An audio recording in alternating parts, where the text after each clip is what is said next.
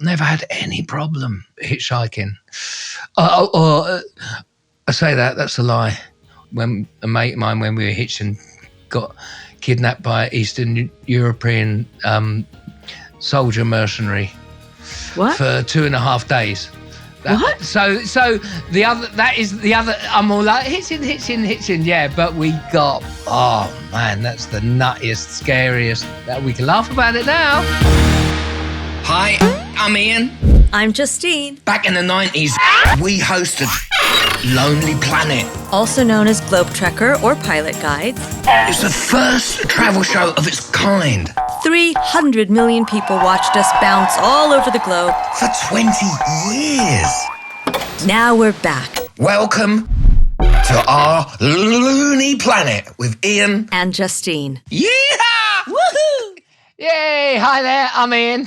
I'm Justine. What are we doing today, Justine? What are we up to? Hitchhiking. We're talking about hitchhiking. So many programs with that one in. One of the best ways to travel is hitchhiking. If you get a lift.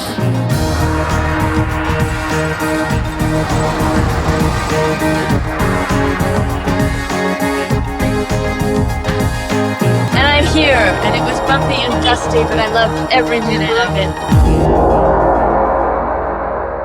So, when you was younger, did you do a lot of hitchhiking? Yeah, I mean, it was pretty common in Berkeley where I was growing up, and my mom hitchhiked all the time, and I grew up hearing about her hitchhiking stories. For about 9 months, she hitchhiked from London through Lebanon, Syria, Jordan, hitchhiking. Wow, man.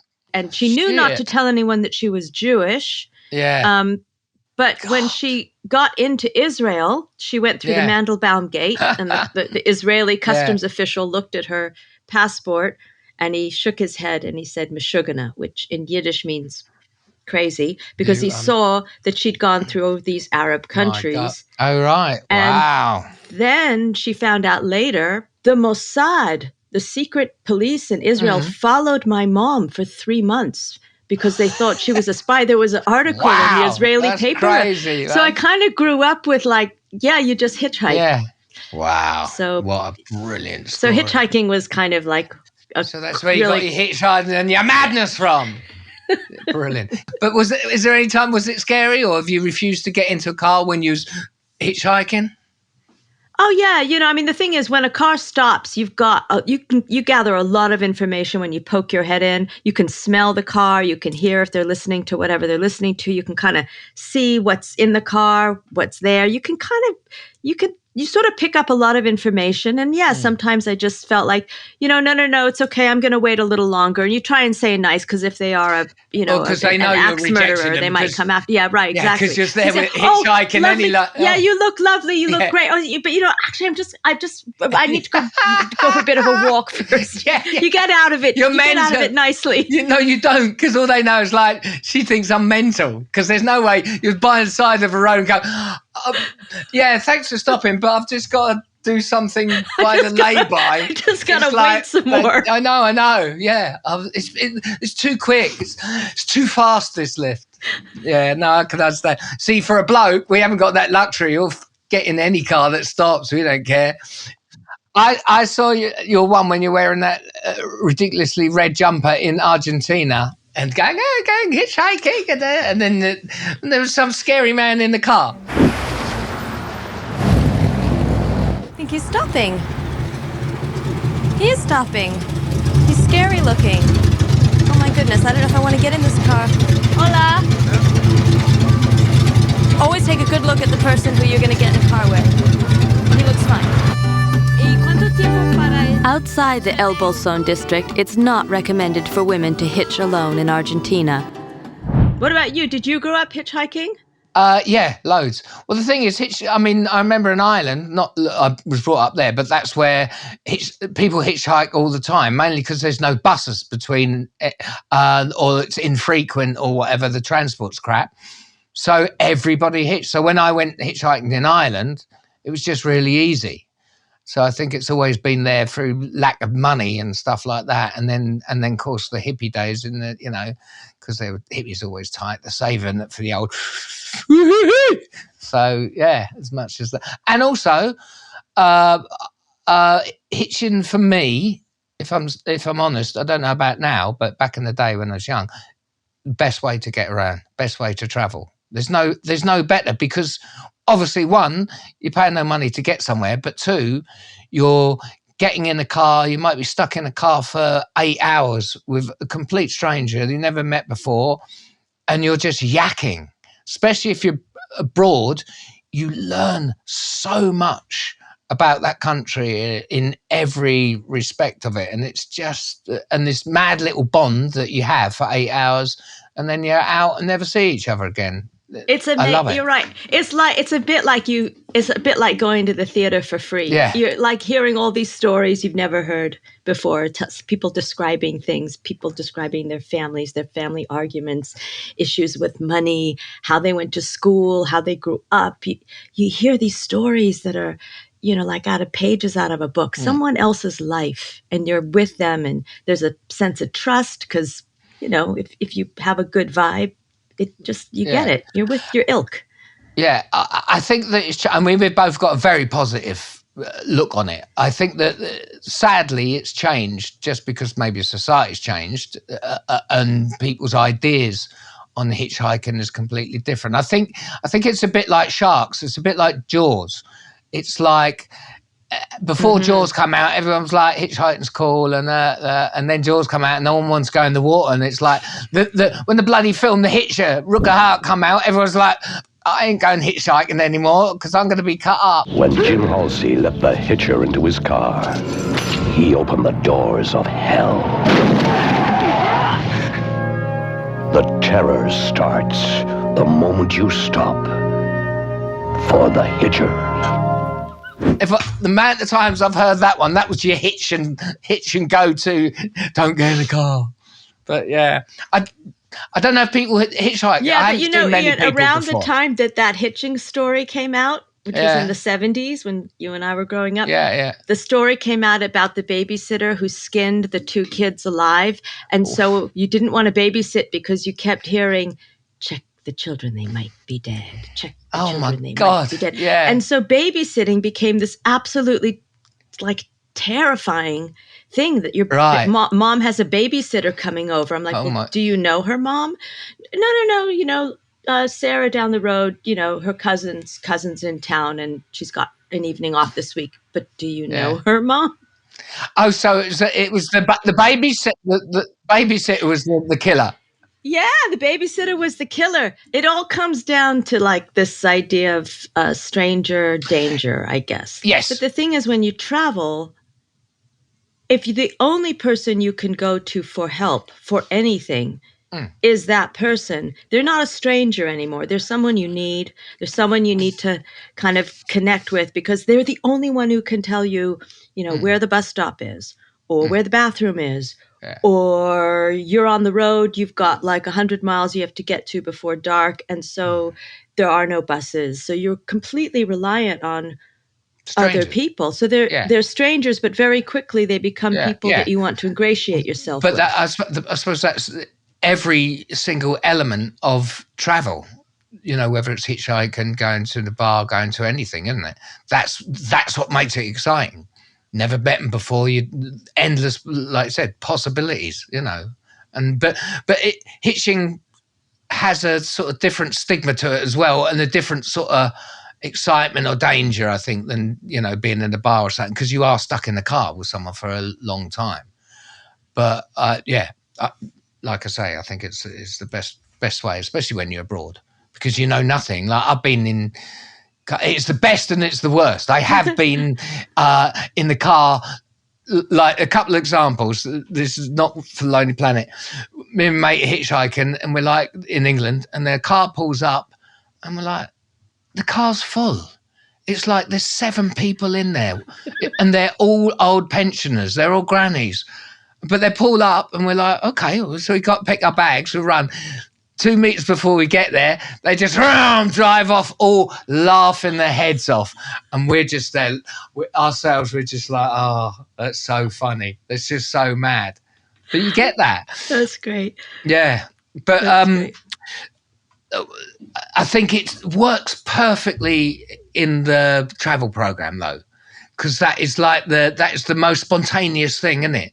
The times when we've both been, especially in the early days, when it was just like in Morocco, two motorcyclists.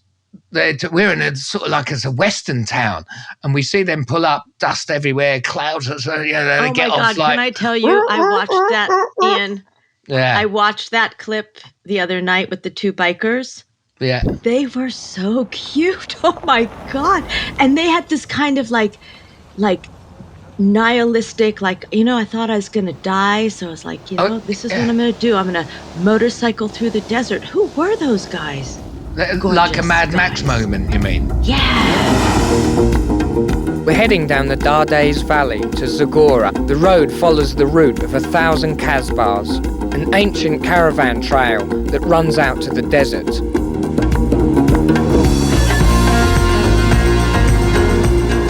I was working in an office, programming computers back in America, and I just got tired of it, figured I wanted some, see the other side of the world, I guess. I figured the Sahara Desert was probably about as far away as I could get, so here I am. Who were they? What do you remember about those two? They just turned up, and we just went over and said, do you want to make the show? We'd love to, do you want a bit of hitchhiking if he can just jump? And they were like, yeah, they were so up for it. And there's something, I agree, when I saw it, I didn't, not so much the sexual side, but when I saw it, it's just brilliant. It just encapsulates everything, your desert, these mad bikes, all the dust everywhere, you're on the back, anyway, that was me. And so we filmed when they loved it, it was brilliant. One of them went off, back on his travels, because they just met, and the guy without the crash helmet, he stayed with us for the rest of the shoot. And was helping us with equipment, tripod and everything. That's just the way it is. It used to be on the first things, that spontaneous. Yeah, he was there. But he was a ladies' man, yeah. Oh, I can tell he was you, like yes, he was a bodybuilder, but his legs were about that big. So when we was going up the mountain, he was like so that. He had like very, very skinny legs. Yeah, so he's like a human triangle. Sort of like... Which is, you got no muscle in the legs, so he couldn't get up the mountain. He was like, bloody hell, you're massive. But also, he was like, he'd put on little Snoopy plasters, even if he didn't have a cut, so the ladies would think he was sensitive. Yeah, oh, that's a good one. Hate to say, very creepy, but we enjoyed it. I didn't bother me because we were just chatting, but just the fact that he was there with 3 weeks helping us out was brilliant. Yeah, they don't usually last that long. After one day of lifting that bloody tripod, they're like, okay, see you later. But the mad one was Morocco again, first ever sequence of hitchhiking. It often takes a while to find a truck with room that's going your way, but there's no better way to meet local people. But a huge lorry stopped with a ton of veg in the back, vegetables. So you climbed in, got over, the cameraman came in with, there's two other guys in there, they're like, hey! You're standing on vegetables, ton of vegetables. Of course, the cameraman gets out, Simon Nibbler, and the van takes off, and of course they're like, shit. The van, you've got to get all your equipment back, unlock everything, get in our van, and then chase the van. And they had forgot, by then, what did it look like? They couldn't even remember. It took about an hour to catch up, go different roads, and I could have been lost forever. But it's mad. You don't think about those things. I was long gone, and I think it was just luck that they was on. You got no mobile, you got no thing. You just hope they'd stay on the main road. That was, and I remember at the back thinking, yeah, this could go on for a few. What would I do? So the crew's trying to find you because the time it takes for them to kind of get back in the van, you're gone. Get their equipment, undo their equipment. Of course, the driver just was gone. Yeah, just little things like that. So I guess in future shows, the producer probably went to the driver and said, here's 10. Can you just hang on for 5 minutes while we pack up our van? Yeah, or just go up the road and then stop. Yeah. Whereas so there it's a learning curve, but you're 100% right. the strength of the program is that the travel sequences were just as important and gelled it together as any other sequence in the show.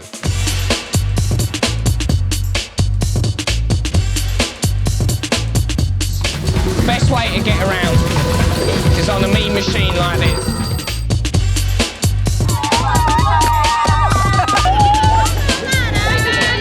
And it gave that brilliant sense of movement, of travel, of spontaneity, and just getting somewhere, because that is, a travel show. Right. And the passage of time. I mean, we would spend so much time shooting the travel sequences so that as a viewer, you would feel the passage of time, because that's a big part of travel. When you're traveling with other people, you're on their schedule. Yeah. And there's this thing that happens, like I noticed with in the Turkey episode, there's this scene where I'm in a dolma, which is like a van taxi. This stuffed vine leaf is called a dolma, which means stuffed. And they're usually stuffed with rice and sometimes meat. And this pepper, dolma. Also dolma because it's stuffed. And this Turkish minibus is called a dolmuş, which also means stuffed. And there's no. And you see at the beginning, like everyone around is just like, what is going on? There are no smiles. People are looking away, looking down, looking kind of probably unhappy because we're delaying their journey. And also in that case, our camera was a camera woman, Lynn Mitchell. And so we're in a Muslim country. And I remember she had to prop herself in front of me, like move between these two Turkish guys. And she got the camera on me, and these Turkish guys are being squished out by this white woman wearing short shorts. So it was a quite uncomfortable situation. And then, but over the course of time, you see like we're talking and laughing, we're eating together. The vibe changes. And that's what it feels like when you're on a journey with other people. They sort of look at you, and then over time, people start to share food, start to show photographs. Even if you don't have language, you find these ways to connect. Yeah. Well, you can see that in that clip. I'm looking at it, I'm like, they've just shot that between, because you got two heads and then your head's right in there, and they're like looking around, and then exactly like you say, they got so comfortable, the geezers like that, and the cameras, you can see all the hairs in his nostrils just asleep like that, and you're still yakking at the back because it's been hours later or something. Yeah, no, that is what it's about, really. That sort of crowded, steamy, sweaty bus, which everyone's been going over the cliff at 100 miles an hour. Madness. Yeah, I mean, I think that, I'm thinking about some of, like, there's so many ways in which we hitchhiked during Globe Trekker, and a lot of times it was just, a big car was going by full of people, and you waved them down, you jumped in, and you got to hang, like that. That hitchhiking sequence of you in the Pacific Islands, where you're brushing your teeth in the back. Oh my gosh, that was an amazing scene. Like, they're just can't figure you out at all, like the kids. The way the kids are looking at you in the back of that truck. It was also a great example of, I think, why Globe Trekker was a very particularly wonderful, special, very thoughtfully crafted travel show, in that the cameraman was back there with you 4 hours. I could tell it must have been 4 hours, because you see how the people who you are with, how they change with regards to you over time. Because at the beginning, they look completely freaked out. They don't know what you are. They look so wary of you. No one is smiling. And then by the end of it, there's just this, you're a human family. You can't go wrong with a toothbrush, eh?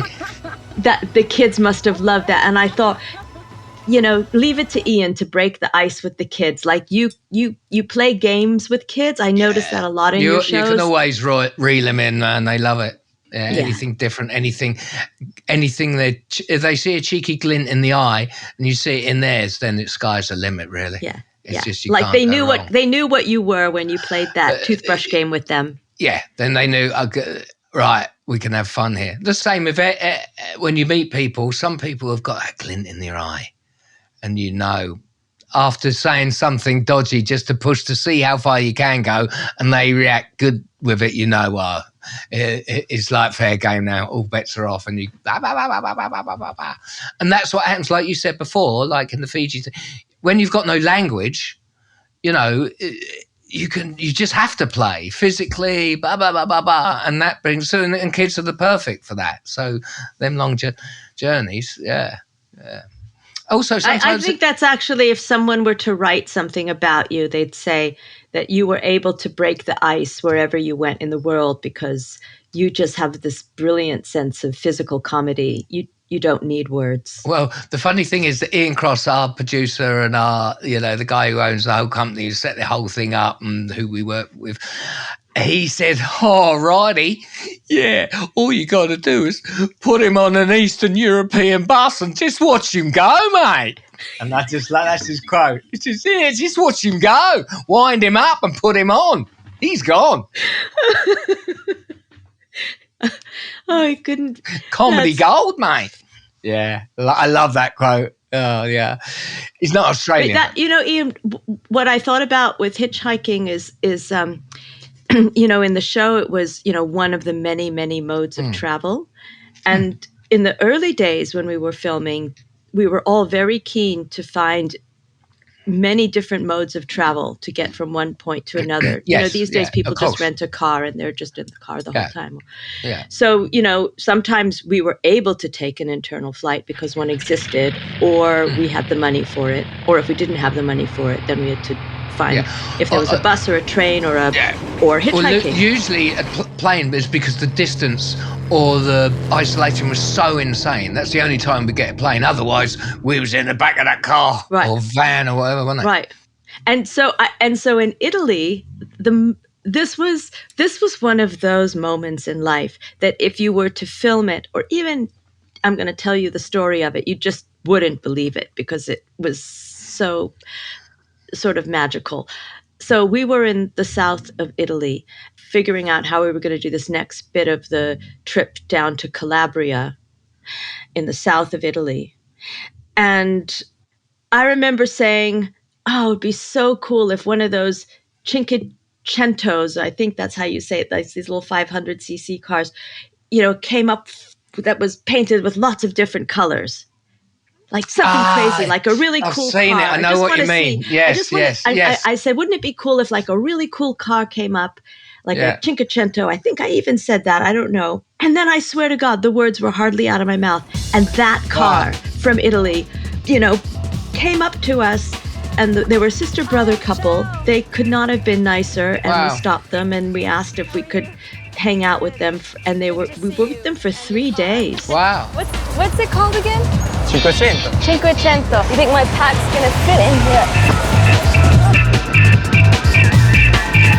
And like a lot of travel shows, you're going from place to place. The sort of how you get there isn't a huge part of the show, whereas with the Globe Trekker, how we got was maybe the biggest part of the show. And also within the show, they can't be scripted because they're those, whether it's hitchhiking, whether it's like the ones which I'd forgot about that you buy a car and then you go around the country or camper van with other people or on your own and then sell it at the end. Yeah, I'll be by. Okay, bye. I think I just bought a car. It's not as stupid as it sounds. A lot of travelers do it. It's a great way to see the country, and when I'm finished, I can sell it to somebody else. Is there a place that you can put this where guests can see it? Sure, no problem. Great, thanks. I have a feeling this car's going to be a little bit of a gas guzzler, but it shouldn't be too hard to find somebody reliable, responsible, who can help me share costs. So, do you like to drive? I like traveling a lot. In my mind. And we could take him to Sedona and I could sell some to the gourmet markets, I mean, that'd be really a great opportunity for me to make money. Excuse me, I could drink some coffee now.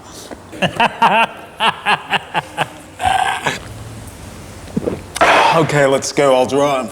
Have you got a long car? Because I've got a big boom, Yes, it's a big one. You can put it along the top like that, and I've got a couple of surfboards in the back seats like that.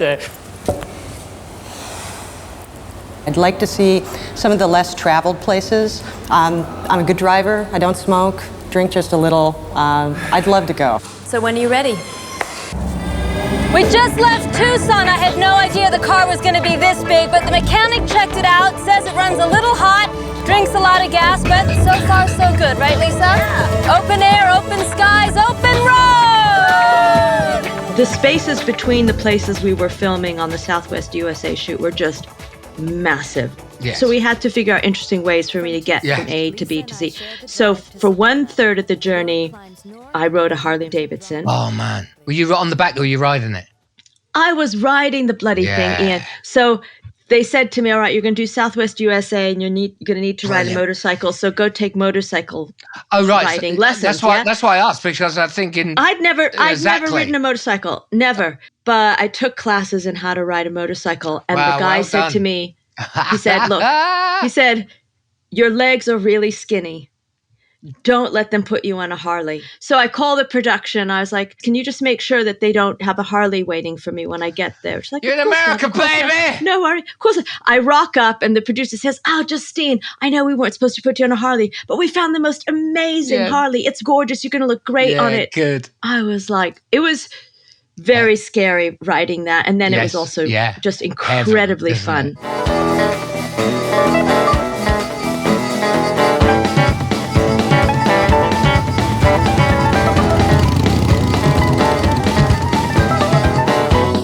And I was shit scared. I mean, I was wearing like full leathers and a helmet. I mean, I don't know where you saw the fear, but the fear was there. And the director, he said to me, stop being afraid. It's not cool. You're like, no, seriously. That's brilliant. No, That's seriously. Cool, baby. Come on. And I was like, but I am afraid. And he was like, yeah, but like you're on camera. Like you're this travel host. You're riding a Harley. Like you're into it. I was like, that's hilarious. I'm not really.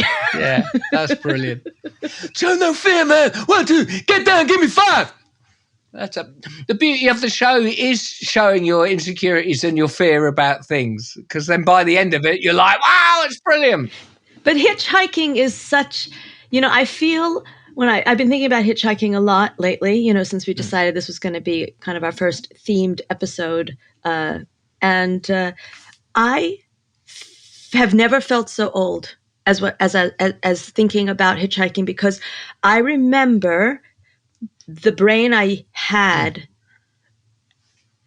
just loved hitchhiking and it was really not like, oh, I'm a brave person, I'm gonna go hitchhike. It was more like, I don't have any money and this is a practically free way to get from A to B. And it's, as you say, you're sitting with somebody, you hope they're a good driver. You're also learning a lot about the place that you're in.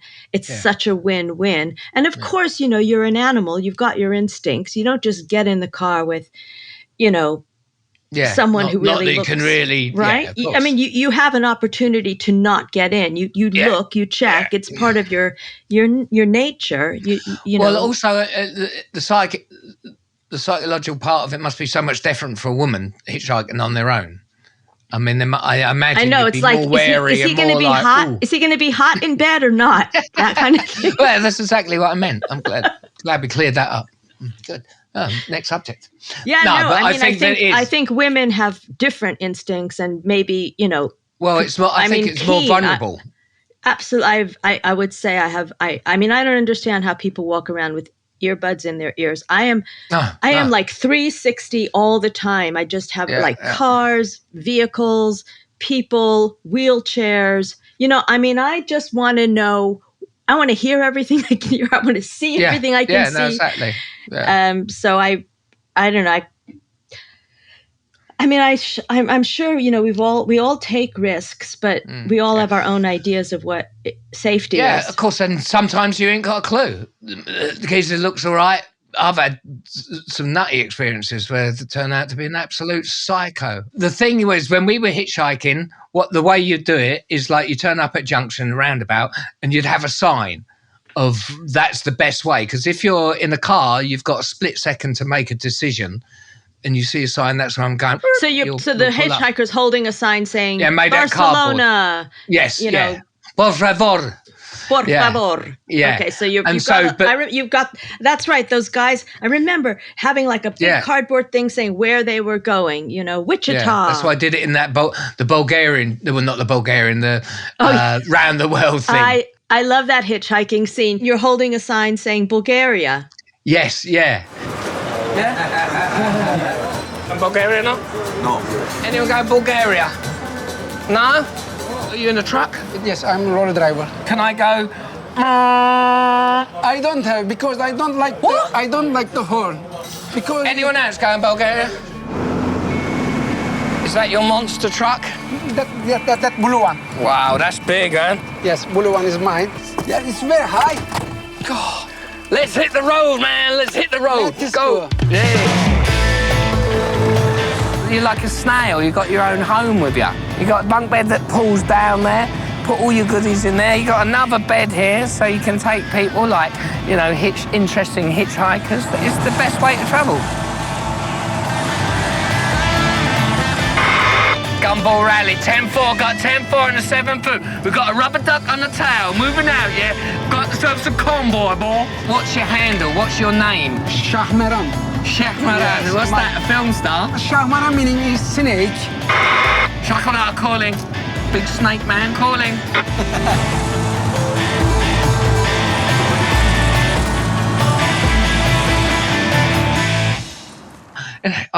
That was the last one that I ever done for Lonely Planet, and it was just brilliant. But I've got the hippie thing on because that used to be the hippie trail. That's right. Going all over, almost like the Silk Route. I was like, oh, how stupid is that? It's such a good scene, Hitching.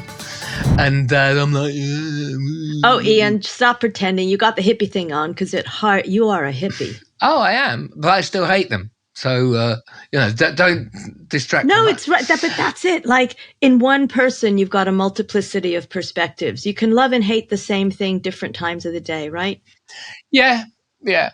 But the thing, anyway, if the most impressive thing in a hitchhike is turning up and you've made it to the roundabout and there's about 15 other people hitchhiking, and the etiquette is you get to the end of the queue and start. So and we had a sign with me and my mate when we was hitching through Europe, and I hate to say it, there's nothing fucking more annoying than a woman turning up. Because we've been there for 15 minutes, no one's got a lift. Woman go, oh, I'll just go to the end and back. Oh, where you going, love? Where you going, love? Where you going? And she's picking and choosing. And we're just like, just get in the car. Oh, you man. know, that reminds me of my mom's story when she was hitchhiking. She was hitchhiking for a lot of the time with a friend of hers named Paul. And Paul would wait in the bushes while my mom hitched. Yeah, we've tried that one. And then come out, pretend he's just gone to the loo. Was it that old chestnut? Be like, sorry, I was just in the room for two. Because when I was doing it, I was with a friend, so it was two blokes. Hitchhiking in Europe, we was about early 20s, 25 or something like that, and we did a lot of hitching. And the chances of getting lift with two blokes is not as high. So we'd have all these techniques. I've done one where... So imagine the car's here, the road's there, we're hitchhiking here. I've put my bag like that and laid down so the car can't see there's a person there. It just looks like a bag because it's just one person hitchhiking. So when they turned up and they see there's another one lying there, and we're like, we're all right. Or like your mum at the bushes, what's going on? But saying that, the most insane lift we ever got was like, so it's two blokes just outside of Paris, and it's just getting dark, and an old Citroen car pulls up. There's the mum in the front, right there. At the back is a newborn baby in a cot, two kids at the back, and another small kid in the passenger seat. And there's two blokes, and we're like, what? And she's like, and we're like, yeah. She's like, yeah, get in, just move over, get the kid on your lap, and you come in at front and sit with, Geraldine and that. So we squeezed in with kids on our laps, with the kids at the front, and she's like, oh, woo, half an hour down the road, extraordinary. And by the time that it was getting dark, she's like, oh yeah, see you later. I'm like, that was extraordinary, that you get that. You get these. That's why hitchhiking is the best. It really put my faith back into humanity, Because most of the time, the people that you pick you up are so chilled and so just are interested in you, are generous. You know, you might get a 10-minute lift down, and then he stops, he opens up the bag, he's doing your coffee, eating all the things or stuff, or you might be stuck in there for 8 hours just chatting, and it's just... I think the radical truth is that people are really lovely, and you know, it's just feels sad that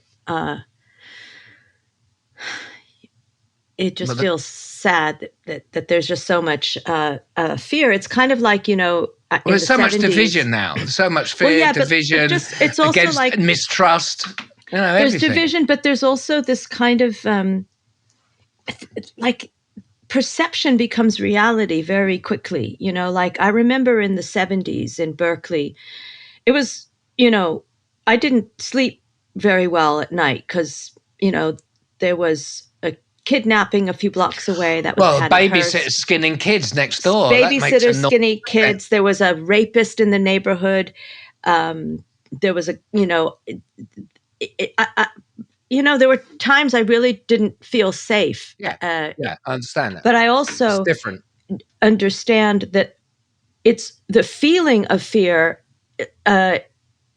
is so something we all understand, and none of us really want to feel.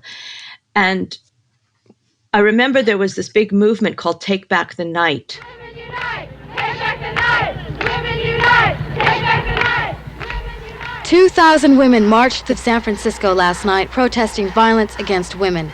Carrie Addis of the Take Back the Night Coalition says that the prevalence of violence was a primary reason for the march. In San Francisco for Pacifica, I'm Pamela Holscher. You know, I was like 14, 15 when it was kind of big, I think, in the Bay Area. Women Take Back the Night. There was a big movement in London, Women Take Back the Night. And I didn't really understand, like, what was this all about? And then it was explained to me that because women were so fearful of being hurt, nobody was walking around at night. So there was nobody on the street at night. And so the streets became really not a very safe place to go because nobody was there. And it was like this circle of perception, like it's scary, so don't go there. So then it becomes scary. And it's the same with hitchhiking, where it's like, oh, hitchhiking bad, but actually is hitchhiking really any more dangerous than X, Y, or Z? Yes, no, I agree. I think, when was that? Was it in the 80s or 70s when you take back the streets? It was like late 70s, I think. Okay, because I think, I mean, I don't know, but it feels like it's gone a little bit towards that now.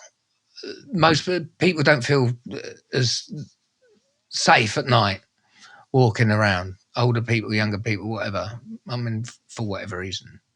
But, you know, hitchhiking, I think the perception of hitchhiking changed a lot when that movie came out that you were talking about. Think that even without the film, there wasn't that many. There was a small amount of people that was actually hitchhiking, and it was always seen as something a little bit risque and a little bit, you know, why would you do that? Don't tell anyone. No, it wasn't. Yeah, I don't know. It wasn't at all. I mean, it just wasn't something people really, wasn't really super questioned. I mean, people just hitched. Yeah. Well, in England, we didn't. It was much rarer. I mean, there was a lot more people then than there. I haven't seen anyone hitchhiking on the side of the road for Well, you're years. absolutely right. You're absolutely right, because I'm speaking in such generalities. So, I mean, I'm talking about Berkeley, California.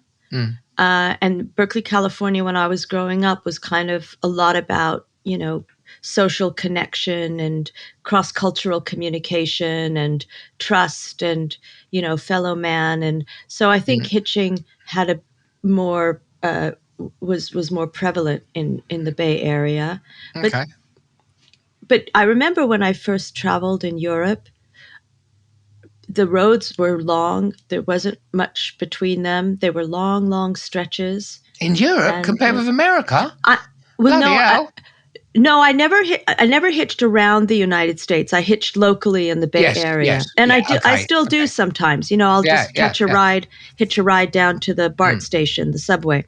But in terms of hitching long stretches, that's something I did more in Southern Europe. Yeah. No, that makes sense. See, I don't see any hitchhikers on the road now.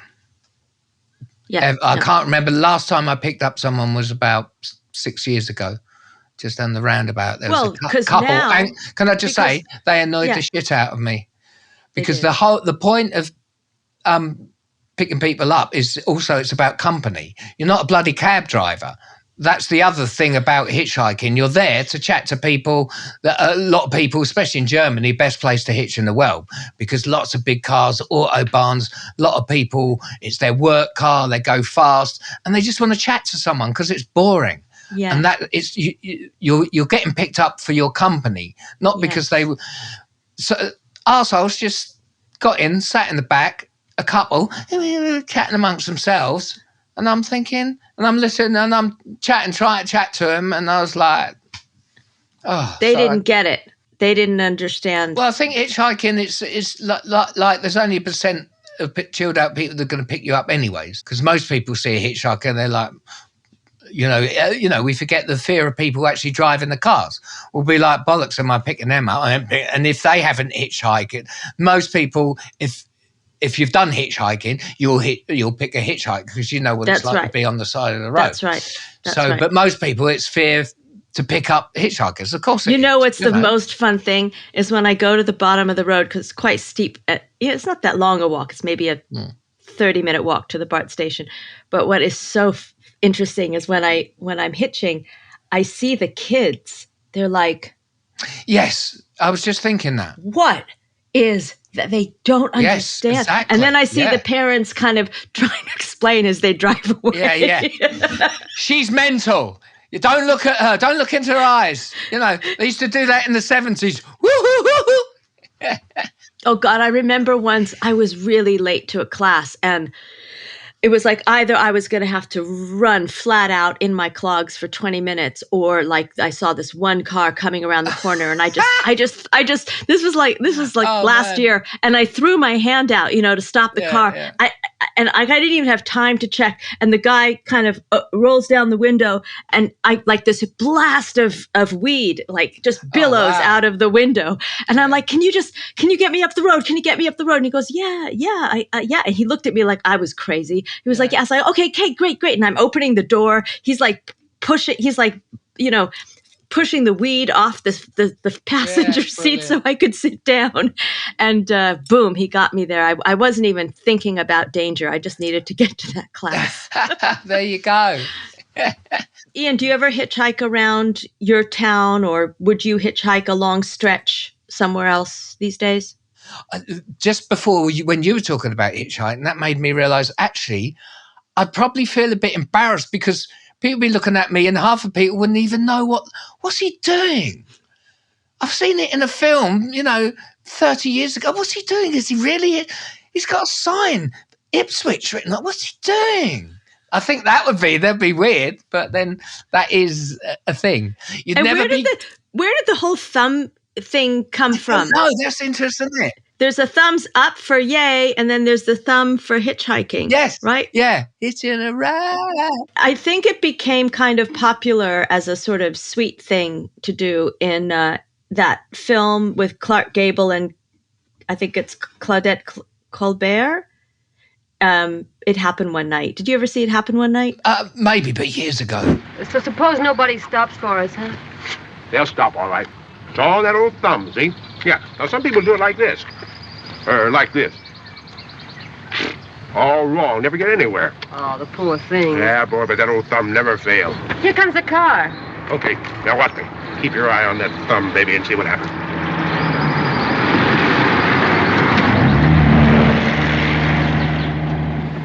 I still got my eye on the thumb. It reminds me of that scene in the Baja show where you, as the hitchhiker, are imitating the drivers. Yes, yeah, that's the one. Well, I'm on the way to Bahia de Los Angeles. Trouble is, the bus has just dropped me off here, and the only way to get there is with that. This is different things that drivers do when they go past you. Oh, look, nice view over there. Because that's the amalgamation of all my crazy hitchhiking around Europe, like So I was acting it all out. You know, drivers ignore you, pretending they're looking at the map. Other ones just going, that's the one. The abuse you get from the other drivers sometimes. They're like, fuck you, walk, you wanker.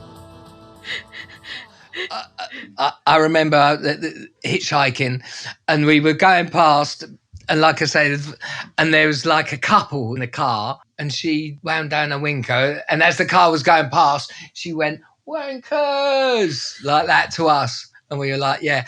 And then, and when she turned back, the car stopped at the lights. And we were walking up anyway. And as we were walking, getting closer, you could see her going. She was shrinking in her seat. Yeah, oh, it's funny. We got to her. We was like, sorry, darling, what did you say? And he didn't know. He was like, do you call wankers? Yeah, you're right. I'm sorry. Anyway, it's just come into my head. Baja, California. You can't go wrong with hitchhiking. So, you know, I know this is kind of funny, but I keep thinking about words like say a word. Autobahn. Just say Autobahn. Okay. Autobahn. An Autobahn is a road, but an Autobahn is a road in Germany. But there are roads all over the world, and every part of the world has their own particular kind of road. Every place has a road that is idiosyncratic to that place, in the way that hitchhiking is idiosyncratic depending on where it is. Like in Germany, hitchhiking is extremely organized. It's clean, like their toilets. You know, right? You use the payphone, you call, you say where you want to go. Wait, they pick you up at a certain place. Go back. Yes. I don't understand that. That's how they hitchhike in German. They don't stand by the side of the road. No. You ring Germany, somebody? Well, look, this was a show that I did. I was in Germany when I was pregnant. In, when was that? 2000 I was pregnant. So I was in Germany. So this was in Germany when there were pay phones. In most countries, if you want to hitchhike, you use your thumb. But in Germany, you use your finger. You call and you tell them where you want to go. And then they look through their database and they see if there's someone who's driving in that direction. And then they hook you up. Hi. You're Juliana? Yeah, I am. So you would... Yeah, if you could open the trunk, that'd be great.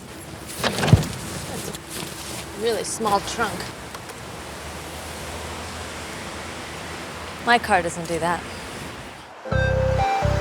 Where would you get the number from? Would there be an agency, like hitchhiking agency? No. Don't die. Don't get axed up. No. It was safely. like there was a notice board. I think in one of the cafes that we were going to, like a traveler's cafe. You talk to someone, you put your name down, and then they'd connect you with somebody. Okay, Is that how it went? I can't even remember. Well, it seems to make sense. Your destination would be somewhere, and then three other people want to go to that destination, and someone's driving. Let's chuck them all in the car. That's how I sort of feel. It sounds like. Which is genius. It used to be like you'd go to a coffee shop and you'd see on the notice board, you know, I'm driving to San Jose at such a time. If you want a lift, give me a call. I'll pick you up at the BART station. I mean, It used to be when people had knew they were taking a long trip, or I'm driving to Colorado, you know, if you want to share petrol. Yes, yeah. Well, give me a call, right? But they've got it down to an art form. That's brilliant. In Germany, they got it down to an art form. But then I was thinking about the idiosyncratic nature of hitchhiking. And there's a scene, I think it's in your Turkey show, and someone in the background makes this thumbs up when you get a ride. You mean you think it like the different symbols? So we think, hey, but in Turkish it's up yours, like or something. Up yours, yeah. Like, because I remember someone talking about it, and then when I watched it again the other night, it was like the guy behind you, I think he knew what he was doing, because the camera was right on him, and he was smiling like, you think I'm saying thumbs up. You think I'm some stupid Turk that's going thumbs up, but really what I'm saying is up yours, with a big smile, and you're filming it. I'm going to have to look at that footage again. Yeah. Nobody does that to me. No one does that to me. You were dissed. Yeah. So when I saw that guy with the thumb in your show, and I'm like thinking, what is really going on here? I remember when I met Carlos, my now ex-husband, who I still am very close with. He's Mexican, and we were in Mexico, and I saw people going like this, like that, with their hand, like in front of them, like cupping their hand and bringing it in front of their face. I'm like, what is that? And he goes, oh, that's how we say thank you.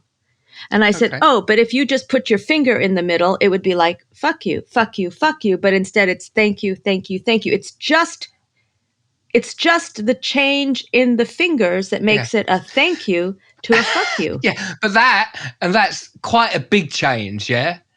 That's like going okay or going wanker. Yeah, there's quite a huge change. But you do need to know. I was trying to say thank you. Honestly, did I get it wrong? But no, you're right, Justine. I'm in Turkey going, right, all right. I don't know who produced that. I don't know who the director was for that show, but they just didn't do their research properly, did they? You just rock up like the day you shoot because they can't afford to bring you in sooner. But the director and the producer are out there doing a 2-week recce or location scout. You'd think they'd figure out basic gesture meaning definition, right? That's kind of fundamental when you travel is, what the hand language means. But can I go back to Germany? Please. For me, always the best place to hitch in the world, Germany, because they've got, like I said, the fast cars. A lot of people are car working, so it's a company car. They're going long distances, so they want the company. So, and they'll always stop. Never had any problem in Germany of hitchhiking. I say that's a lie. 2 points. One, Rutger Hauer's from Germany, isn't he? He's the one who was in that scary hitchhiking movie. Hitcher, so he's to blame for hitchhiking demise. Yeah. And 2, we did both get me and a mate of mine when we were hitching got kidnapped by Eastern European soldier mercenary. What? For 2.5 days. What? So that is the other. I'm all like hitching. Yeah, but we got. Oh man, that's the nuttiest, scariest. We can laugh about it now, but we were. How old were you? We was about 22. Who were you with? Your friend Mickey? Michael. Yeah, he was probably about 18, 19. So he was down the side of the road, nothing happening. A car pulls out really. This is about 7 a.m.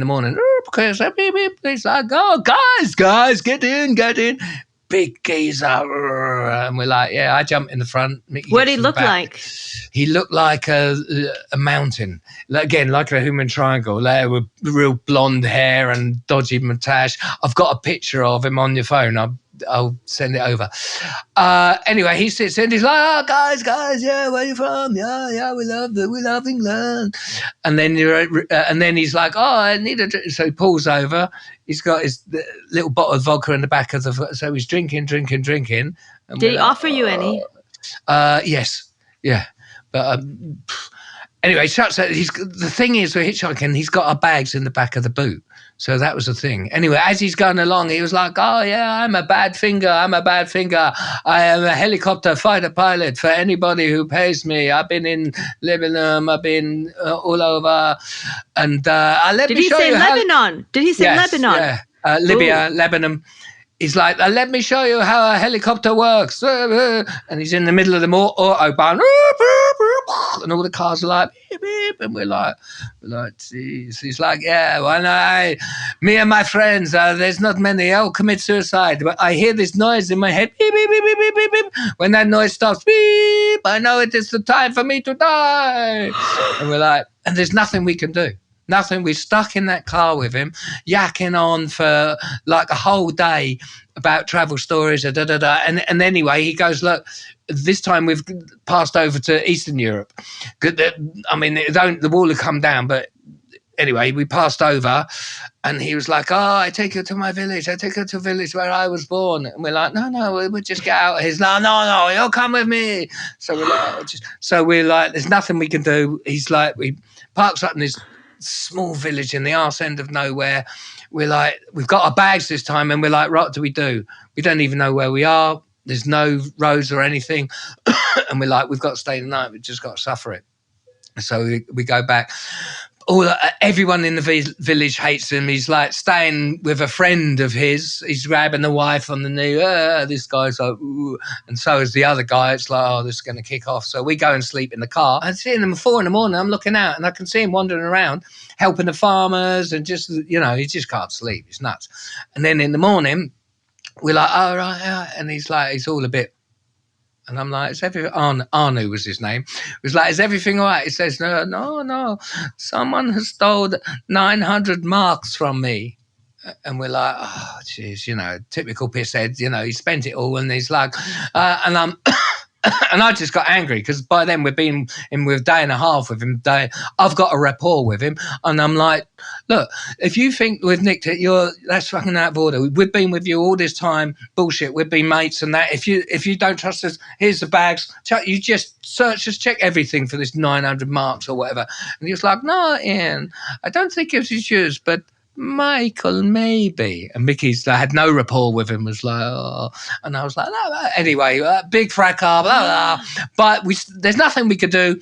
Back in the car, going to Rostock, East Germany, to take the ferry to Denmark. Anyway, he's driving along, and there's times when he goes down a small track, and we're just like, this is it. And then he's like getting out, having a piss, back on. And as we're going there, I'm still chatting because he's lonely as hell, really.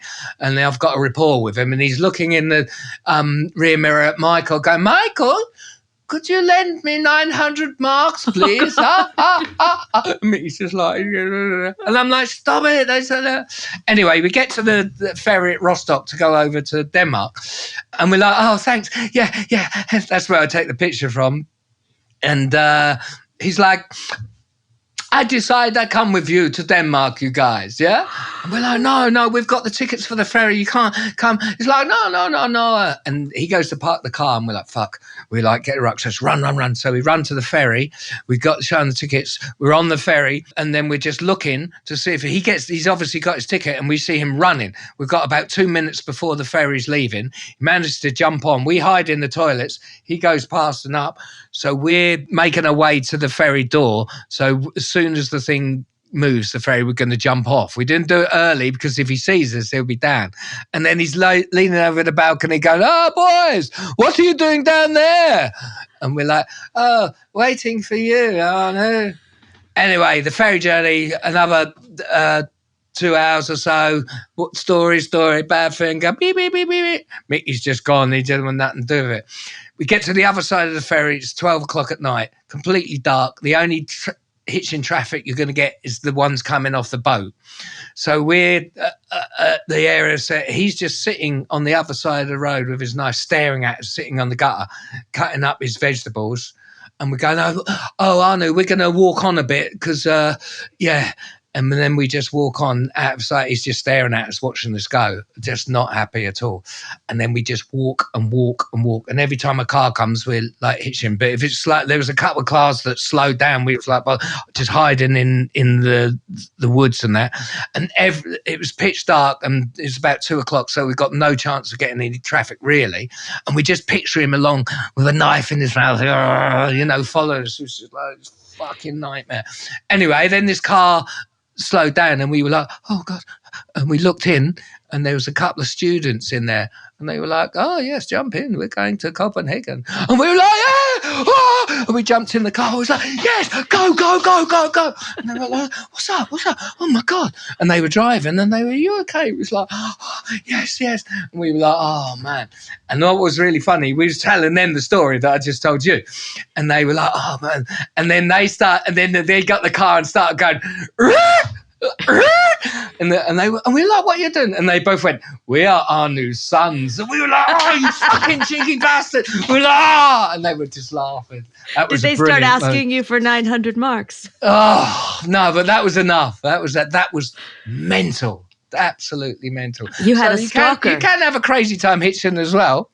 Did you fear for your life with Arno? Absolutely. Mickey did more. I didn't as much because I realised he was just quite a lonely fuck, really, and I was just chatting to him. So I was like, mental. He's mental, but if you've got a little rapport, you've got a slight thing there. If you hadn't got that, I'd be absolutely. Well, that would be so. Yeah. Anyway, it was a long 2.5 days. It was crazy. Absolutely crazy. Did Mickey hitch after that? Oh yeah. We're only halfway through our trip, so that's what I mean. It doesn't. It's just a one-off experience. We've had so many brilliant ones. It was just we knew it'd be a good story when we got out of it, but when you're in it, especially in the middle of Eastern Europe, something bad happens, but you just keep going. Yeah, if you can, I guess. Yes, I mean it affects people in different ways. I imagine Mickey, since he can never do thumbs up since that incident.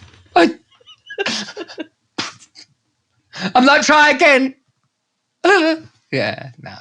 That's fair enough. So, Ian, if you were to give someone advice today, like I would really love to do a hitchhiking trip. What would be the advice that you would give me? Well, the thing is that just the advice that when I hitched, I suppose you just got it's a leap of faith, really. And which only a small amount of people would dare do that. And I think the climate now these days are more wary, more people, it's always, I'm scared of everything. Well, hitchhiking's like so raw. It's so, traveling, you couldn't get more traveling and spontaneity that, you're on the side of those half risking yourself to jump in someone's car and to learn about the country and have a brilliant time and a fantastic chat, because that's really what it's about. Plus you get down the road and you don't have to pay a penny or whatever, so I don't know what advice that you could do. Would you advise that people offer the driver some money to help pay for the petrol? No, I've never offered anything. That's the whole. But then again, maybe the attitude's changed. But that's the whole point of hitchhiking. If I offered money, they would have got a bus. Right. And people that pick you up know that. They don't expect. Right. And maybe it's changed. See, I don't know. They're like you said, the people are expecting. First of all, it feels good to help someone out. So and usually it's a young person. It's nice to have a connection, meet new people. Yeah, and like I say, don't sit in the back with your girlfriend, snogging. Someone has to sit at the front and you got to chat. Jeez, man, that's the whole point of it. Help keep the driver focused and awake and all of that. Well, learn something, and it's an exchange of people, information, everything. It's extraordinary how much you can learn in 8 hours in a Germany autobahn. Sometimes you're asleep, sometimes you listen to music, sometimes you're chatting, sometimes you're giggling, sometimes you're not saying anything. That's what happens in 8 hours, but it's comfortable. It should be. Yeah. It's a long 8 hours. But what would you say? What would you say advice to people hitchhiking? Apart from the, obviously be safe. How can you judge it? Obviously you don't want to get someone who's going to be a scar across them, but that doesn't mean that they're anything. It's, I mean, I think that's just so individual, like how we travel in the world in general. Growing up, we all shared water bottles. We just all shared, we didn't think twice about it. But that was the world I was in then. The world I'm in now, everyone's got their own water bottle and they don't share. Yeah, but when we were growing up, there was no such thing as water bottles. The concept of buying water from a shop was insane. Yeah. And what you do, you go down to the public park and there'd be like a brass tap and you squeeze your mouth. And 1,000 people had done it that morning. Exactly. Yeah, wasn't it? It's like didn't do us any harm, did it? So I don't know. We all have our bandwidth for how much discomfort we're willing to be in. I think partly what is typical to you and me and Megan and other people who hosted that show and also who just in their own lives did that kind of off the beaten track travel is, a kind of embracing of discomfort. Like discomfort is kind of a interesting place to be, because what's the alternative? You're looking for the resort where you pay a lot of money, you go to a country, you lie at a pool. I don't know. I don't get that. Yeah. I would say hitchhiking is probably the perfect remedy for that, because you couldn't get more jumping with your feet first and you ain't got a clue what's going to happen. Just sod it, just go for it. That's why it's the best way to travel. Like we're saying, it's almost like being wrapped in cotton wool and everything now, insular, got my own water bottle, like you're saying, hitchhiking is probably, it's the antidote. It's the opposite, isn't it? You're not going to get anything more crazy and spontaneous and out of your comfort zone, thrown into nothing that nothing that you can control. And for me, that's why I love hitching. And I imagine the same for you. That's what it's about, isn't it? It's just like, wow, let's just go for it. And obviously, the one exception is if Arnie the mercenary picks you up in East Germany. Then you have another story, yeah? But, they're few and far between. Yeah. Well, Ian, it was really lovely spending this time with you. Oh, I love it. Till the next time, we'll be waffling about, God knows, we love it anyway, so why not? The rest of the podcasts out there, bloody rubbish. It's the only one decent around here, isn't it? So you might as well tune in. See you later! Bye!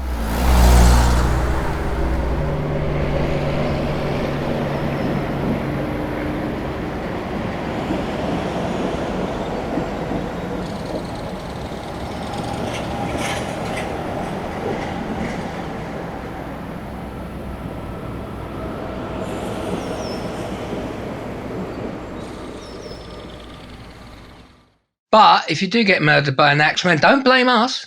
Don't come crawling to us. You told us to hitchhike, and there he was, axed up and put in the boot, and then fed to the ducks. Making our loony planet a little less lonely, one podcast at a time. Yes, we do see the irony.